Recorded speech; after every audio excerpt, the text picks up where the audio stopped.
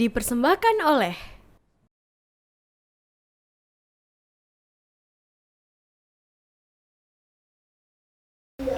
Bismillahirrahmanirrahim. Assalamualaikum warahmatullahi wabarakatuh. Pemirsa televisi Muhammadiyah dimanapun Anda berada, apa kabarnya pemirsa? Semoga Anda senantiasa dalam keadaan berbahagia dan juga tentunya dalam keadaan sehat walafiat, karena tentunya kita semua berharap ya hari-hari selanjutnya dapat kita hadapi dengan keadaan semangat begitu ya tentunya. Dan pemirsa senang sekali karena pada kesempatan ini saya Irmalia Septiana dapat kembali menyapa Anda kali ini dalam program Langkah Bersama Muhammadiyah Danon untuk Indonesia. Pemirsa, pada kesempatan ini seperti biasa tentu saya tidak pernah sendiri karena akan selalu ditemani oleh para narasumber kita.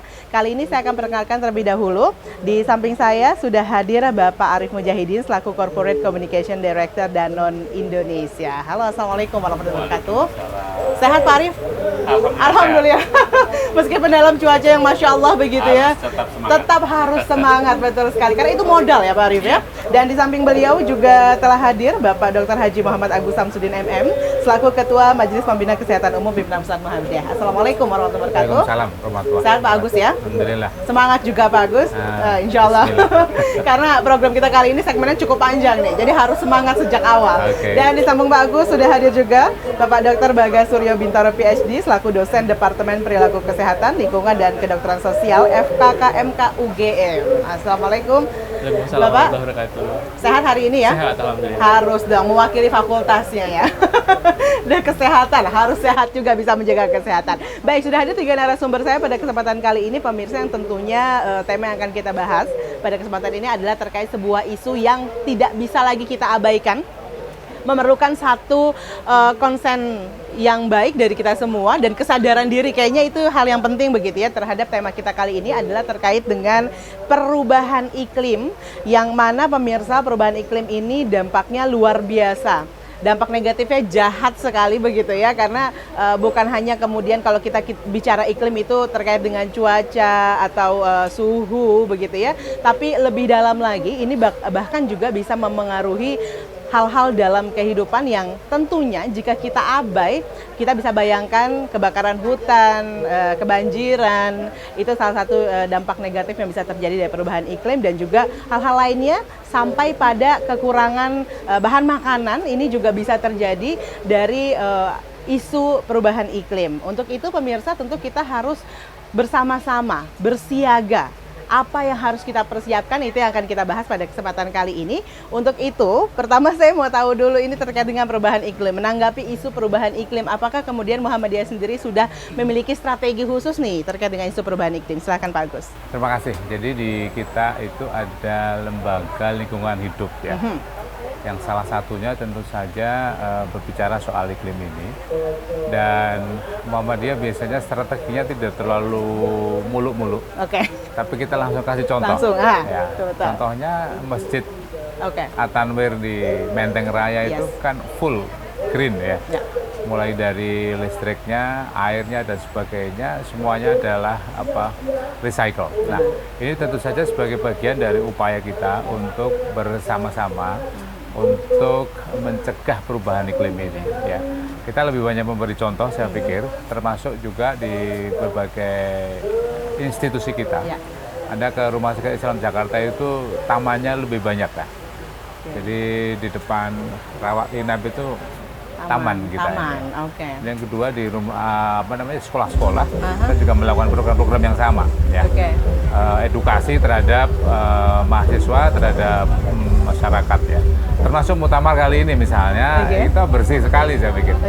Petugas kebersihan kita kerahkan dengan baik, dan kesadaran itulah yang kemudian menurut kami penting bersama-sama. Karena bicara iklim nggak cuma bicara satu hal, tetapi bicara banyak hal. Ya. Karena efeknya ini bisa kemana-mana. Seperti tadi kalau misalkan Muhammadiyah sendiri memang betul strategi Muhammadiyah biasanya tidak untuk jangka yang terlalu panjang, tapi selain jangka panjang itu sendiri, hal-hal yang bisa dilakukan ya to the point lah istilahnya kalau di Muhammadiyah itu sendiri. Benar yang dikatakan oleh Pak Agus bahwa bukan hanya satu masalah yang bisa terjadi akibat perubahan iklim, tapi banyak masalah yang lainnya. yang juga tentunya kita tahu sektor bisnis juga akan mengalami sebuah kerugian besar begitu ya, karena akan memiliki dampak juga untuk sektor bisnis sendiri. Nah, untuk Danone sendiri Pak Arief, bagaimana menanggapi isu ini? Baik, tadi seperti disampaikan Pak Agus, bisnis juga tidak terlepas dari isu itu. Kenapa? Karena di dalam sektor bisnis juga manusia. Iya, benar. Dan Indonesia ada 15.000 karyawan. Banyak juga pasti yang jadi anggota Muhammadiyah ya, keluarga Muhammadiyah secara kultural, dan kita senang bisa kesempatan kali ini bisa ikut berbincang-bincang di TV Muhammadiyah bersama tokoh Muhammadiyah Pak Samsudin. Iklim buat bisnis jelas. Misalnya bisnis kami di Aqua salah satunya adalah air. Ya. Kalau nggak ada air, nggak ada Aqua. Betul. Nah, jadi Aqua berkewajiban juga untuk menjaga supaya air tetap ada. Kemudian sama seperti Muhammadiyah, dalam praktek bisnis Danone memiliki prinsip menjunjung apa yang kita semboyankan sebagai One Planet One Health. Kita cuma punya satu planet yang harus kita jaga kesehatannya, tidak ada planet B. Kemudian kita juga harus mendukung kesehatan manusia. Karena manusia yang sehat harus didukung planet yang sehat, dan manusia yang sehat juga harus melakukan sesuatu untuk kesehatan planet. Dan itu dilakukan di sektor mulai dari produksi, distribusi, sampai di kantor. Sama, kita menggunakan solar system, kemudian efisiensi penggunaan air, dan juga mengajarkan melalui edukasi bersama beberapa stakeholders, termasuk diskusi siang ini. Oke, tapi sejak kapan sih kemudian Danone sendiri begitu ya memiliki satu concern terhadap dengan perubahan iklim? Sebenarnya dari mulai awal berdiri Danone sudah 100 tahun ya. Dan Aqua sudah 50 tahun depan. Satu lagi Sariusada yang di Jogja juga sudah 67 tahun depan. Jadi bisnis yang bisa hidup demikian lama pastinya memikirkan sustainability. Betul. Dan itu dilakukan tidak hanya bagaimana memproduksi, tapi juga bagaimana menjaga kegiatan bisnis itu agar tadi buminya tetap sehat, lingkungan tetap sehat, sehingga manusianya sehat dan memiliki daya beli. Benar sekali. Kita cuma punya satu planet, kalau ini rusak kita mau lari kemana lagi gitu ya. Rasanya ingin cepat-cepat saja tiba waktunya kita kembali gitu ya. Karena nggak ada tempat lagi untuk kita berlindung sebenarnya. Dan ini akibat apakah tempat ini masih bisa menjadi tempat kita berlindung, bagaimana tergantung cara kita merawatnya begitu ya. Dan saya rasa banyak yang memiliki juga concern untuk menjaga planet ini bisa tetap dihuni, itu yang paling penting begitu ya. Tapi bicara tadi satu planet, terus kemudian juga bukan hanya fokus pada planetnya, tapi juga kesehatan manusianya. Bicara kesehatan manusia, bagaimana caranya manusia itu bisa sadar untuk bisa menjaga kesehatannya, yang mana bukan hanya dirinya saja yang sehat, tapi juga planetnya atau tempat dia tinggal. Silakan dokter. Ya baik, makasih. Yang tadi itu planetary health, one planet gitu. Ada yang konsep juga namanya one health kesehatan manusia, lingkungan, dan juga satwa, itu tidak terpisahkan. Bagaimana orang bisa memastikan kalau atau orang mau bergerak kalau untuk kesehatannya dia sendiri. Jadi perilaku kesehatan itu kompleks, dan itu adalah salah satu concern kami di akademik tentang bagaimana membuat kita semua mau bergerak bersama untuk ini. Nah, tentang bagaimananya mungkin bisa dimulai dari awareness dulu, dari tahu apa sih isunya. Nah, perubahan iklim adalah salah satu isu global yang paling sukses kampanyenya. Sangat sedikit orang yang tidak percaya itu, karena semua orang ngalamin itu. Nah, tapi bahwa tadi Mbak bilang kalau cuma panas, terus habis itu suhu doang gitu. Nah, itu mungkin yang masih terbatas itu. Belum sampai kalau nanti ini bisa kekeringan loh. Ini bisa orang terus kalau nggak peduli sama lingkungan, nanti dia makin minggir, makin sering kontak dengan satwa liar. Belum sampai kita di sana ya. Belum sampai. Jadi baru belum kita sampai. rasakan ini kok makin panas dan lain sebagainya. Food security juga belum. Nah, belum. Kita pertama kita perlu memahami dulu sebenarnya apa sih isu-isu yang paling dekat dengan orang yang di sekitar itu. Jadi tidak semua orang tuh punya isu yang sama tentang satu hal.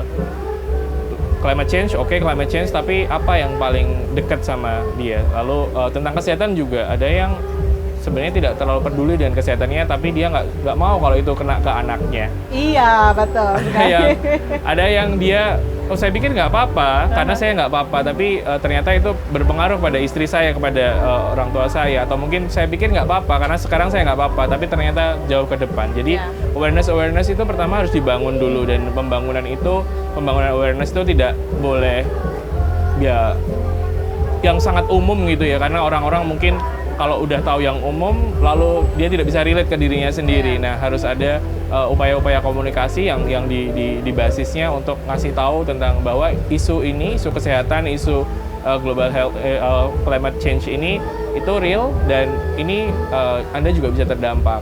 Betul sekali. Dan tadi benar ya, bagaimana cara kita pendekatannya itu yang penting. Karena sebagus apapun program yang sudah kita buat, bagaimana kita merancang sebuah strategi, nggak akan bisa jalan kalau nggak ada yang mau ngejalaninnya. Nah, ini untuk orang bisa tergerak untuk menjalankannya, kita butuh pendekatan yang memang sangat dekat dengan orang-orang tersebut, begitu ya. Dan pemirsa, bicara tentang perubahan iklim tadi, memang harus diketahui bahwa masalahnya itu yang timbul bukan hanya satu, bukan hanya mungkin daerah Anda atau negara kita menjadi nampaknya kita rasakan efeknya lebih panas, tapi buruknya lagi bahkan sampai tadi kalau nggak ada air, nggak ada aqua, ya kita akan kekeringan, kita tidak akan mendapatkan asupan energi, begitu ya. Dan itulah yang menjadi concern dari Danone. Nah, bagaimana kemudian Danone bisa memastikan bahwa Danone sendiri bisa terus sustain gitu ya sampai dengan masa yang akan datang? Nah, tentu saja yang dilakukan kembali bagaimana menjaga supaya sumber daya ini tetap ada dari hulu sampai ke hilir. Di hulu kita harus melakukan upaya untuk menjaga cadangan air dengan melalui konservasi, kerjasama dari berbagai macam pihak. Kemudian juga sepanjang aliran sungai juga harus dijaga, karena nanti kalau yang di hulu ceroboh gitu, nanti yang di hilir terkena dampak seperti banjir. Kemudian di lingkungan pabrik kerjasama dengan petani supaya tidak menggunakan pestisida yang merusak gitu, yang seperti itu ya. Jadi banyak. Nah, nanti di tingkat konsumen, di hilir juga diajari bagaimana mereka harus memperlakukan kemasan, misalnya setelah diminum, jangan dibuang sembarangan, seperti itu. Jadi banyak hal yang harus dilakukan, tentu saja ini sebuah journey, sebuah perjalanan, dan harus dilakukan bersama-sama. Karena tidak ada satu orang pun yang hidup sendirian di bumi. Benar sekali, semuanya harus bersama-sama. Kita mau selamat, selamat bersama, jangan menjadi orang yang egois begitu ya. Ini isu perubahan iklim ini memaksa kita harus menjadi manusia seutuhnya. Dan pemirsa, kita masih akan terus lanjutkan lagi perbincangan ini. Usai jeda, tetaplah bersama dengan kami.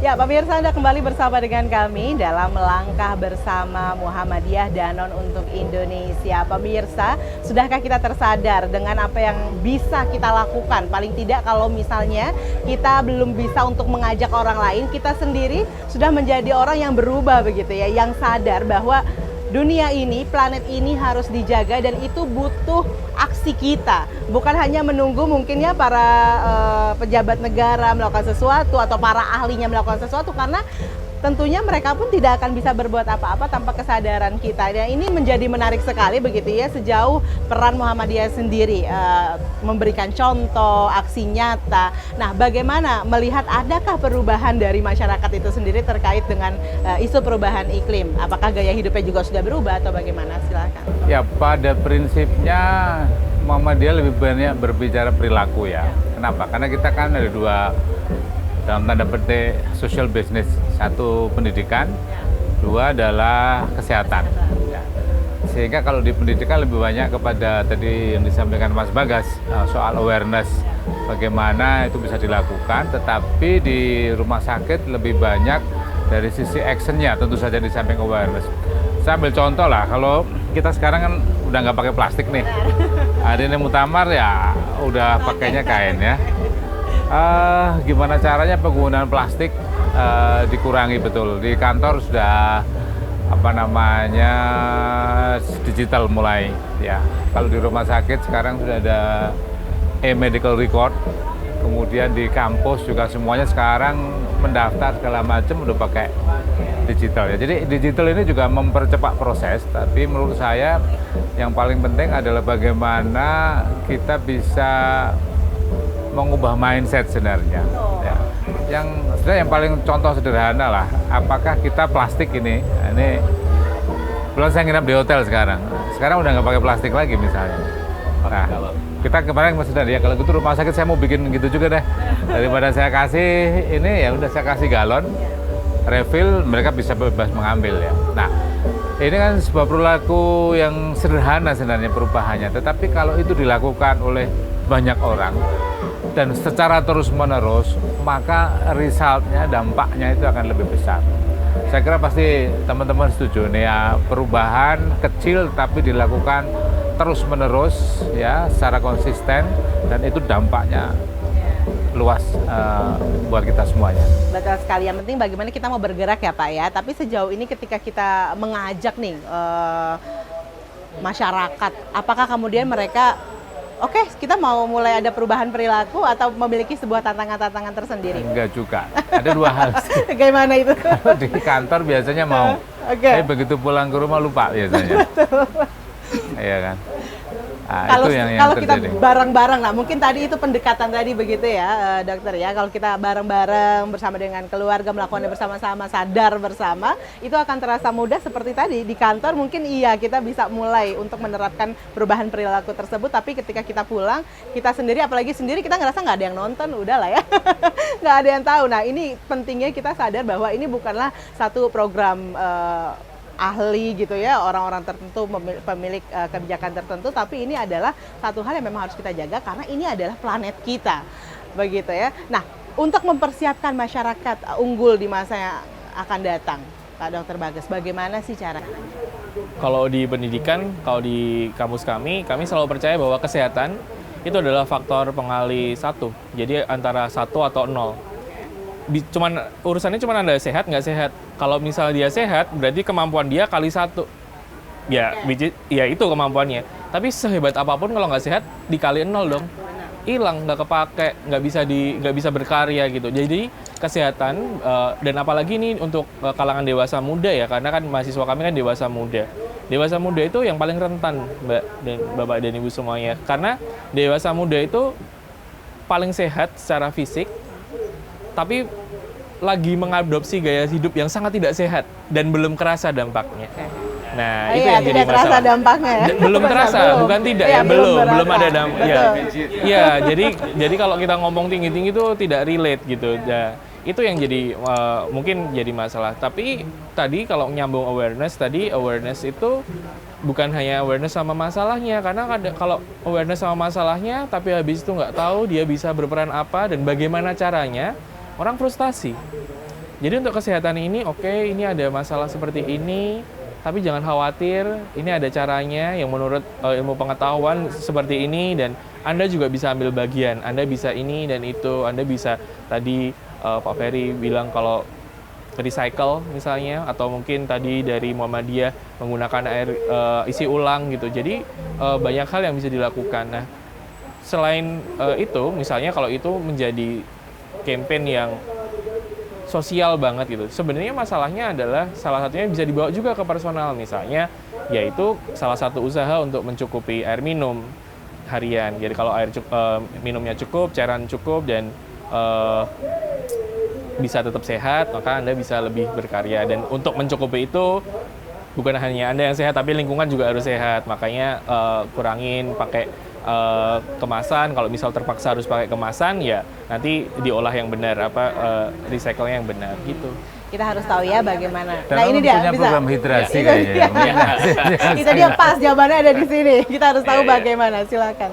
Ya, tadi kalau misalnya ngomongin kesehatan, sama lingkungan, ada preventif, ada kuratif ya dok ya. Yang kita bisa lakukan misalnya Danone adalah preventif. Bagaimana pencegahan melalui edukasi, melalui melindungi kualitas produk, kemudian tadi termasuk preventif untuk melindungi bumi. Jadi 70% kemasan yang dipakai di Aqua itu kemasan yang digunakan ulang, galon besar, itu 70%. Kemudian yang botol kecil pun kalau dilihat sudah tidak pakai lagi kemasan plastik yang tidak perlu, yang kecil. Ini pun sudah dikecilin. Gramnya juga dikurangin. Itu dalam rangka pengurangan plastik. Dan dan tapi harus tetap bisa melindungi karena fungsinya melindungi produk. Kemudian di dalam setiap botol Aqua ini juga ada kandungan recycle PET sampai dengan 25%. Jadi kita bukan hanya menggunakan virgin plastik atau plastik baru, tapi juga recycle PET. Dan ada program yang dilakukan Bijak Berplastik. Ini salah satu upayanya melalui inovasi. Kita ada yang 100% dari recycle PET. ada melalui edukasi tadi bersama-sama, termasuk ke sekolah, dan satu lagi melalui daur ulang. Kita hampir mengumpulkan 13.000 ton plastik untuk daur ulang dan digunakan kembali. Karena kalau tidak ada yang membeli, itu pemulung nggak akan ada mengut kemasan plastik. Jadi itu yang penting preventif, dan tadi Dr. Bagas saya setuju bahwa every time you drink and eat, itu ada current cost, ada future cost, ada harga yang dibayar sekarang, harga yang dibayar ke depan, ada juga current benefit, future benefit. Kalau kita makanan minum sehat, kita memang bayar. Tapi kalau nggak sehat, nanti harga yang kita bayar di masa depan itu penyakitan, diabetes itu. Jadi sekarang harus deep thinking, harus belajar berpikir mendalam, tidak hanya casual. Dan memang anak muda biasanya masih harus rajin diingetin ya dok ya. Karena apa yang dia lakukan hari ini dampaknya tidak seperti memakan cabai ya, nggak langsung pedas gitu kan. Kalau langsung pedas kita gampang ngerasainnya, oh ini ada efeknya gitu. Nah pemirsa di sini siapa yang sudah mulai melakukan aksi-aksi yang bisa menyelamatkan bumi?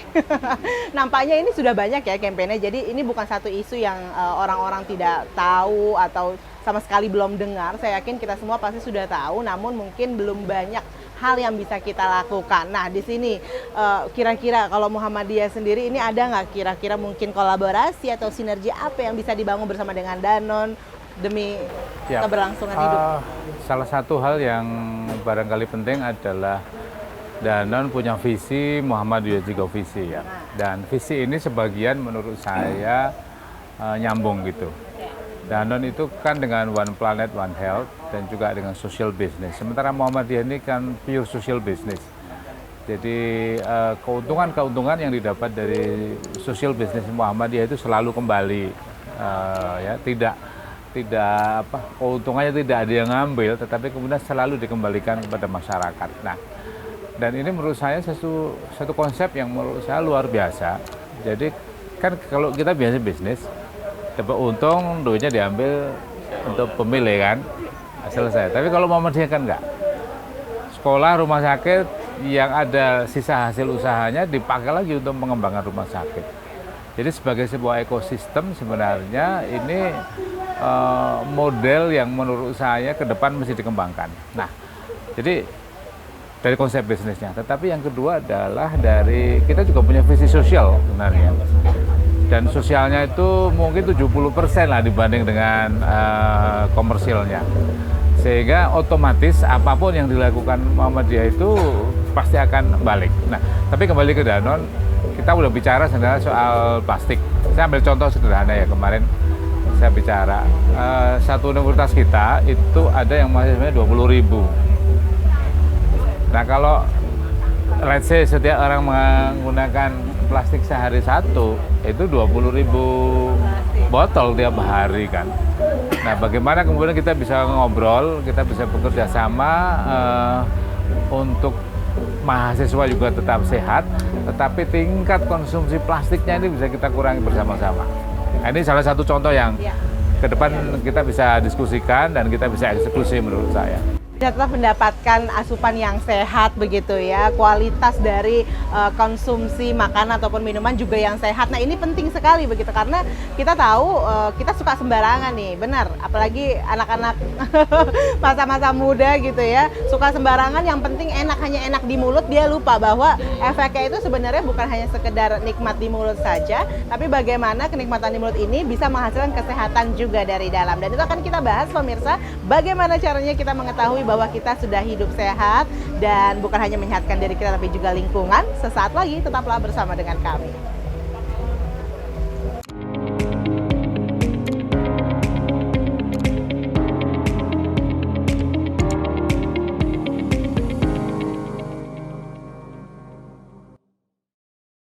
Pemirsa, terima kasih Anda masih bersama dengan kami dalam Melangkah Bersama Muhammadiyah Danone untuk Indonesia. Masih bersama dengan saya Pak Ari, Pak Agus, dan juga Dr. Bagas. Kita masih membahas terkait dengan tema perubahan iklim, yang mana apa sih sebenarnya, kok ada kaitannya perubahan iklim dengan kesehatan juga, dengan gizi juga, mengapa menjadi penting begitu ya. Ini bisa dijawab oleh Dr. Bagas. Kenapa kemudian isu perubahan iklim ini juga memiliki dampak terhadap dengan gizi? Oke, jadi yang paling dekat sih kalau misal panas dan macam-macam, yang paling dekat dan paling mudah dilihat ya gagal panen misal. Kalau dari produksinya ya, misalnya yang paling gampang gagal panen. Lalu itu yang mungkin lebih mudah dibayangkan. Zaman dulu musim tanam tuh jelas kapan hujannya seberapa, yang ditanam harus apa jelas. Sekarang udah hujannya nggak jelas, tahu-tahu hujan banjir, nggak jelas apa yang harus ditanam, orang bingung. Itu baru produksinya. Lalu bagaimana saat misalnya ada bencana alam kayak banjir mengganggu distribusi, itu juga jadi masalah lagi. Terus habis itu satu dan lain hal itu masalah distribusi, bagaimana terus kalau orang tidak peduli dengan kesehatannya lalu dia memakai pestisida yang berlebih, merusak lingkungan nanti, terus habis itu nanti juga merusak apa yang kita makan. Tentu saja kita maunya sehat ya, makan sayur, makan buah, tapi ternyata itu contaminated gitu misalnya. Ya itu kan jadi masalah juga. Saya yang seperti itu. Lalu bahwa yang harus digarisbawahi dampak perubahan iklim itu inequal. Jadi mungkin kita merasakan panas yang sama, tapi kita tidak punya solusi yang sama. Orang dengan mudah bisa masuk ke ruang AC, dia nggak kena heat stroke. Tapi bagaimana dengan orang yang nggak punya?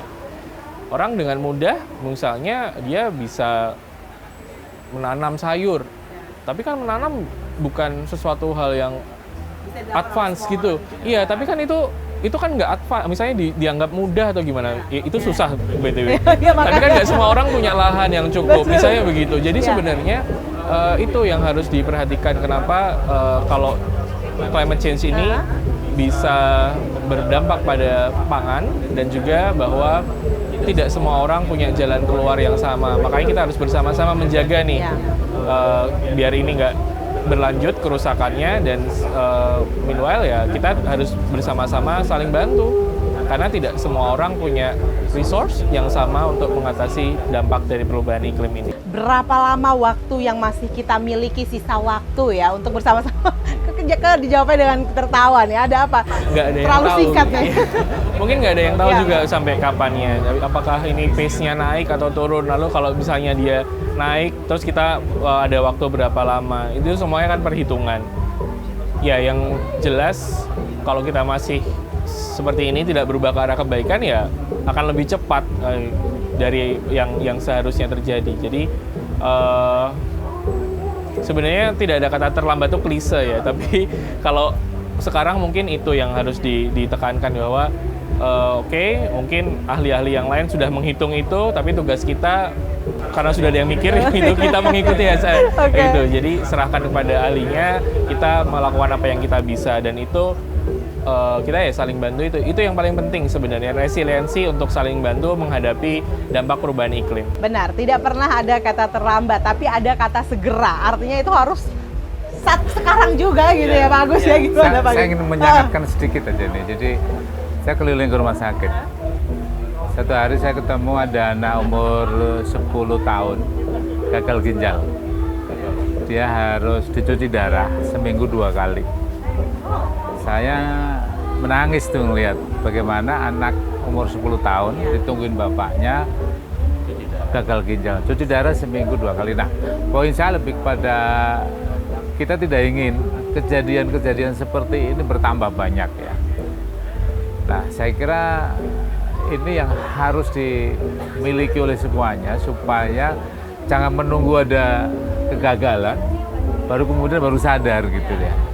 Nah, dan kasus yang sama, anak-anak yang kurang gizi itu bukan karena, sebagian besar bukan karena orang tidak punya, tapi karena bapaknya atau ibunya nggak aware bahwa cara makan yang benar buat anaknya seperti apa. Jadi banyak contoh menurut saya yang bisa kita pakai untuk memicu bahwa itu kita perlu loh segera ini. Jadi pertanyaan, punya waktu berapa lama ya? Nggak ada waktu. Udah nggak ada waktu. Udah nggak ada waktu ini jawabannya gitu ya. Karena kita tidak pernah mau tentunya pemirsa menjadi orang tua atau orang yang hidup di masa sekarang begitu mewariskan hal-hal yang buruk pastinya. Mungkin bukan kita yang akan merasakan dampak terburuk. Karena kalau dampak buruk udah kita rasakan sekarang, tapi dampak terburuk mungkin bukan kita yang akan merasakan, tapi kita tahu itu akan menjadi warisan yang mana ini menjadi pengukur seberapa peduli kita terhadap keluarga kita, saudara-saudara kita. Ini luar biasa. Nah, Tadi bicara tentang perubahan iklim ataupun kesehatan juga, di mana bukan hanya sekedar, ini menarik ya, bukan orang nggak punya makanan itu, tapi tidak paham bagaimana cara mengkonsumsinya, bagaimana kualitasnya. Nah, untuk Danone sendiri bagaimana ini bisa memastikan bahwa air ya gitu ya, produk yang diberikan kepada masyarakat ini juga adalah dengan kualitas terbaik. Baik, tadi seperti disampaikan Pak Agus ya, contohnya jelas bahwa kesehatan itu bisa dijaga, prevent. Kalau udah sakit baru kuratif, jadi diobati di rumah sakit.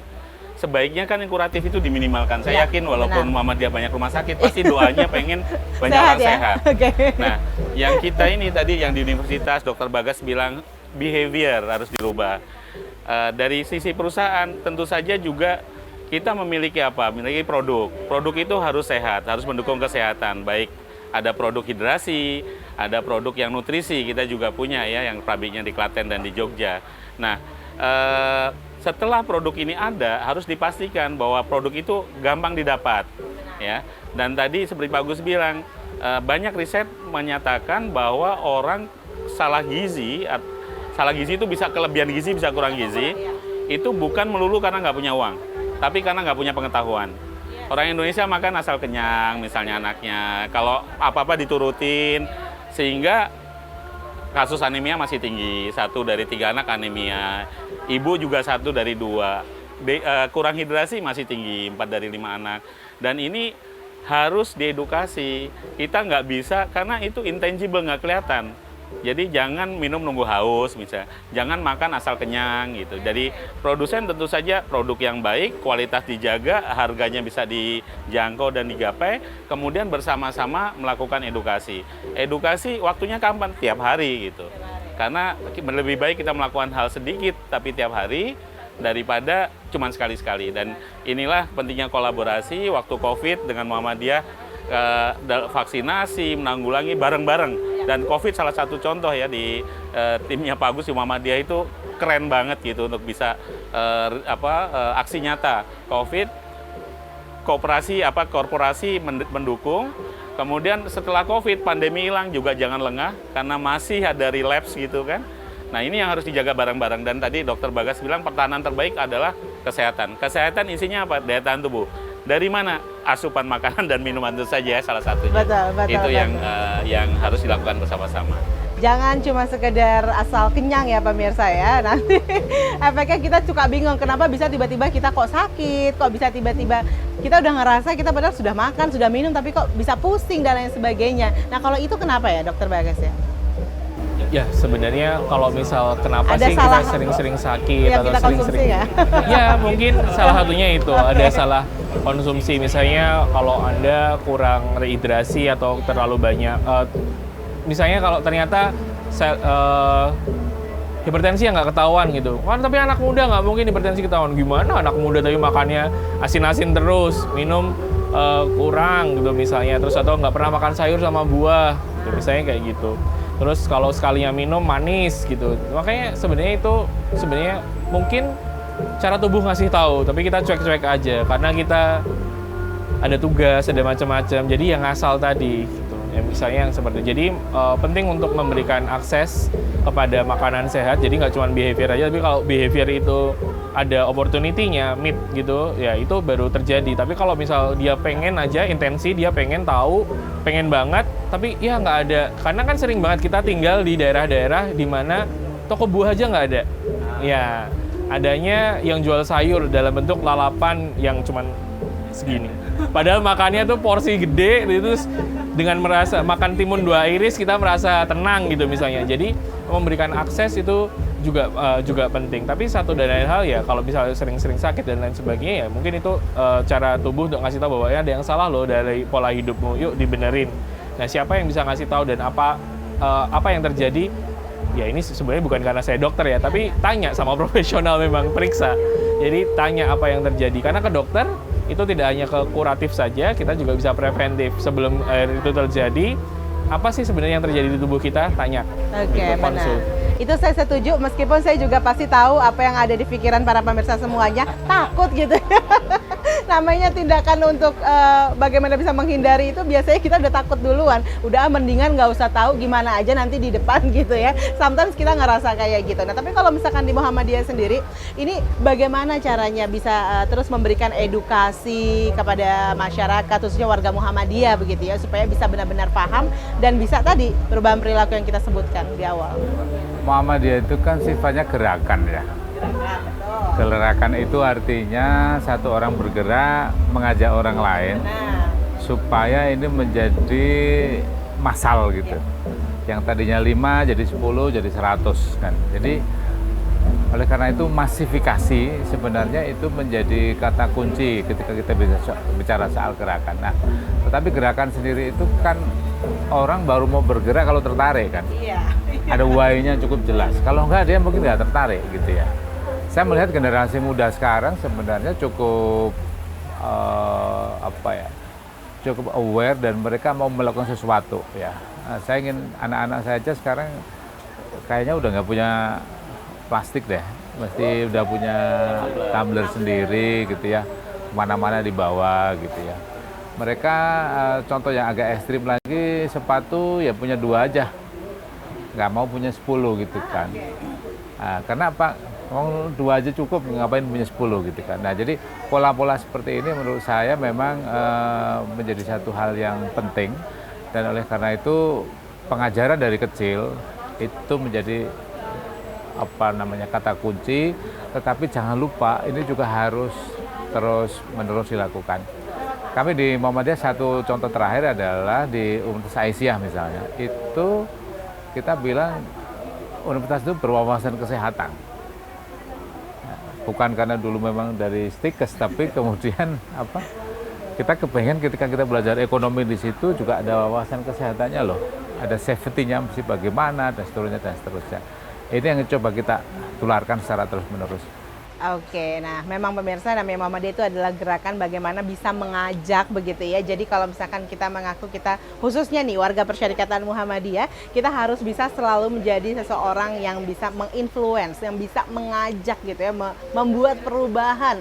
Ini bukan hanya dilakukan oleh para petinggi pimpinan pusat Muhammadiyah misalnya, atau pimpinan pusat Aisyah, tapi juga bisa dilakukan oleh seluruh warga masyarakat. Ditambah juga dengan event Muktamar mungkin bisa menjadi satu titik balik begitu ya, kita bergerak bersama, khususnya dalam kesehatan, karena tadi kesehatan nilainya cuma ada sehat atau tidak sehat, dan jangan sampai ketika kita tidak sehat kita tidak bisa melakukan sesuatu untuk planet ini. Nah pemirsa, kita masih akan kembali, untuk itu tetaplah bersama dengan kami.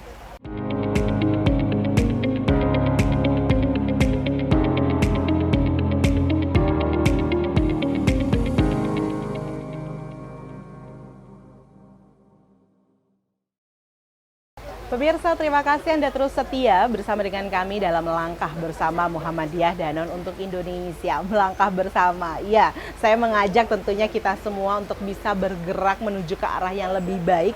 Kita udah nggak punya waktu, tadi saya udah tanyain loh pemirsa, kita masih punya waktu berapa, tapi nampaknya kita sudah tidak punya waktu, karena kalau tidak kita lakukan hari ini, maka ya rasakanlah dampaknya di kemudian hari begitu ya. Kalau bukan kita yang merasakan, minimal itu akan jadi satu warisan. Jadi nggak ada yang nungguin warisan sakit, nggak ada yang nungguin warisan musibah gitu ya. Karena biasanya warisan itu terkait dengan satu hal yang membahagiakan. Tapi kalau itu menjadi satu kesakitan misalnya atau bencana, bisa dibayangkan apakah kita bisa menamai diri kita sebagai manusia-manusia yang baik begitu. Saya rasa kita harus jadi label manusia egois kalau kita nggak menjaga diri sejak dini. Nah, Pak Mas Danon dengan visinya. Ya.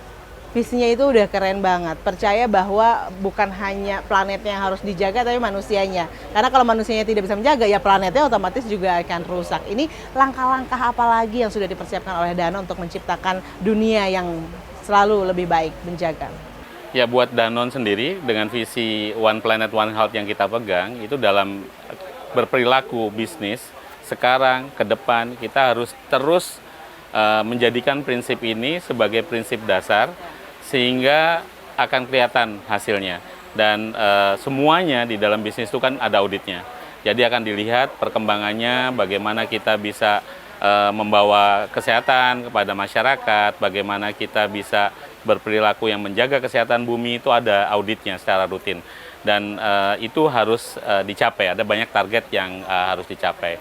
Dan tentu saja kita semua harus sepakat bahwa ada orang bilang it's better to light a candle than cursing on the dark. Jadi lebih baik menyalakan lilin daripada mengutuk kegelapan. Jadi kita harus melakukan inisiatif terus-menerus yang baik, dan caranya dengan berkolaborasi. Dengan bersama-sama melakukan sesuatu yang baik, maka kebaikan bisa ditularkan, dan kalau lebih banyak lagi yang melakukan, jadi gerakan kebaikan, maka bangsa ini akan lebih baik ke depannya, bumi ini juga akan lebih baik ke depannya. Sekali. Nah, kalau Pak Agus untuk dalam penerapan begitu ya, mengedukasi masyarakat, tantangan apa sih yang dihadapi oleh Pak Agus? Mungkin bisa kita bantu Pak Agus. Saya sederhana ya. Saya ingin ambil contoh yang ini. Kita semua tahu olahraga itu penting. Ya. Terus semua orang juga bisa berolahraga kan. Mau jalan kaki, mau lari itu bisa. Tapi pertanyaannya adalah siapa yang secara rutin melakukan olahraga? Saya pulang dulu. Nah, jadi isu kesehatan masyarakat sebagian antara lain di pengetahuan juga ada, kemudian di cara juga ada, tetapi yang tidak kalah pentingnya adalah bagaimana kita konsisten. Ya. Bersikap konsisten walaupun kecil itu menjadi salah satu hal yang sangat penting. Nah, tantangan inilah menurut saya yang harus kita tembus, walaupun kita jadi dalam tanda petik cerewet gitu ya, karena kok itu melulu sih yang dan diingetin itu lagi, ya, itu lagi. tapi itu gitu penting ya. gitu loh. Jadi buat teman-teman misalnya yang tadi sebagai sebuah gerakan, ya tadi konsistensi di dalam melakukan ini. Setuju. Nah, kalau Pak Agus sendiri apa yang paling memotivasi untuk bisa merubah perilaku untuk menjaga planet ini juga? Ya, kalau mungkin bisa dicontoh sama pemerintah, maksud saya. Kalau kaitannya sama kesehatan, tentu saja kesehatan untuk diri sendiri ya. Kalau tidak salah nih dok, dibetulin kalau salah. Kalau kita olahraga sekarang, itu dampaknya bisa sampai 10 tahun. Jadi kalau kita olahraga sekarang itu dampaknya 10 tahun yang akan datang. Nah, jadi buat teman-teman yang umur 30, kepengen umur 40 sehat, ya harus olahraga. Kepengen umur 50 sehat, ya 40 tahun harus tetap berolahraga, dan seterusnya gitu. Oke. Nah, pemirsa, kalau misalkan hari ini sakit, ya kemarin kita ngapain itu ya di umur 20-an gitu. Nah, Dokter Bagas, ini menarik sekali. Tadi saya sampai mengutip bahwa sehat dan tidak sehat cuma ada dua itu. Saya pikir ada masa-masa kayak ya lagi biasa-biasa aja sih, pusing dikit gitu. Kita nggak bilang kita sakit, pusing dikit gitu ya. Padahal ternyata sehat dan tidak sehat itu saja begitu. Nah, bagaimana cara kita menciptakan kemudian masyarakat yang sehat supaya bisa berpikir sih sebenarnya bahwa ini perlu tindakan segera. Baik, jadi kalau cuma satu caranya apa gitu, mungkin sulit ya. Jadi pasti banyak. Tapi kalau misalnya beri contoh, kalau kami di Academics ya, Academics tuh tugas kami 3 kalau di Indonesia itu tridharma, penelitian, pengajaran atau pendidikan itu, dan pengabdian. Penelitian kita selalu ngomongin soal kesehatan, dan semuanya itu sekarang benar kalau dari Pak Agus tadi bahwa nafasnya tuh kesehatan. Jadi kesehatan tuh bukan saat kita boleh ngawur nih, saat nanti weekend terus ikut Car Free Day, terus jalan, terus olahraga. Kesehatan tuh nggak gitu. Kesehatan tuh saat kita mau minum, kita mikir kesehatan. Saat kita mau makan, kita mikir kesehatan. Saat kita mau transport, itu kita mikir kesehatan. Apa nggak bisa jalan aja nih tadi kalau Pak Agus gitu apa ini? Ya, kesehatan tuh seperti itu. Sama dengan kegiatan-kegiatan di universitas. Penelitian ya tentang kesehatan juga. Misalnya tidak melulu hanya orang kesehatan ngomongin kesehatan, tapi orang lain ngomong kesehatan, dan orang kesehatan masuk di bidang lain untuk memberi perspektif juga. Jadi itu yang jadi penting. Pengajaran juga, semua orang pengajaran atau pendidikan kan nggak cuma di dalam kelas. Dosennya ngomong kenceng-kenceng nih, sehat macam-macam, terus dia turun lantai 2 ke 1 aja naik lift misal, padahal mampu. Kalau nggak mampu atau ada sakit beda lagi ya. Ya ngantri lift panjang gitu ya. Itu kan bukan sesuatu contoh yang bisa diajarkan gitu. Nah, misalnya kayak gitu. Pengabdian tentu. Pengabdian kita juga harus ngomongin itu soal kesehatan, dan tidak hanya melulu kesehatan yang ceramah-ceramah gitu. Orang mungkin udah males ya di ceramah-ceramah. Ada yang tadi langsung pakai contoh, langsung memberikan akses, menghubungkan dan berkolaborasi dengan orang-orang yang bisa menjawab tantangannya. Ya, jadi itu. Nah, selanjutnya adalah kolaborasi dari semua pihak. Jadi nggak cuma Academics, nggak cuma orang kesehatan, nggak cuma pemerintah, tapi juga yang lain, ada dunia usaha, dunia kreatif. Terus habis itu juga mungkin dari masyarakat itu sendiri, dari bawah ke atas, atau dari komunitas-komunitas mereka yang ngomongin tentang kesehatan. Dan untuk ngomongin kesehatan itu memang mungkin yang harus kita tahu bahwa tidak semuanya itu harus mulai dari isu kesehatan itu sendiri. Mungkin itu kurang relate jadi buat mereka, tapi mungkin bisa jadi isu ekonomi, isu ketahanan, isu budaya, isu yang lain yang sebenarnya itu memiliki sisi-sisi kesehatan. Nah, tinggal kita nih pintar-pintarnya untuk mendeliver itu semua ke masyarakat. Dan kalau kan nggak cuma ke masyarakat tuh luas, maksudnya match antara apa yang diinginkan sama pihak-pihak terkait dan juga ke goal kita untuk mewujudkan kesehatan. Gitu. Oke. Nah, terakhir Pak Arief, apa harapannya nih yang mungkin berharap bisa melakukan sebuah kolaborasi tertentu, mungkin dengan pihak Muhammadiyah atau dengan tim kesehatan? Ya.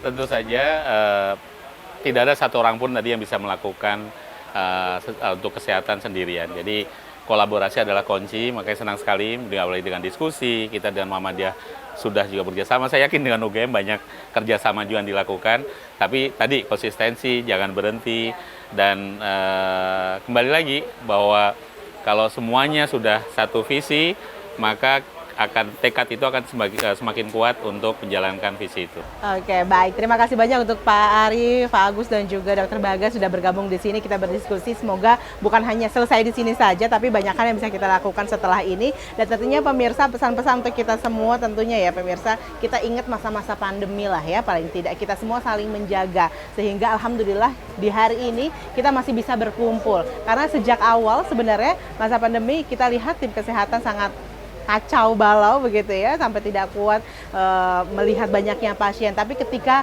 kemudian masyarakat mulai memberikan perhatian dari keluarga inti masing-masing, kita lihat kita berhasil keluar dari permasalahan. Dan kita harapkan juga dengan isu perubahan iklim ini bisa kita terapkan bagaimana kemudian bukan hanya ahli-ahli dan juga pejabat-pejabat terkait yang memiliki akses untuk menjaga planet ini, tapi dimulai dari diri kita sendiri dan juga keluarga kita. Terima kasih banyak semuanya. Terima kasih juga untuk pemirsa televisi Muhammadiyah dimanapun Anda berada. Sampai jumpa lagi pada program-program selanjutnya. Assalamualaikum warahmatullahi wabarakatuh.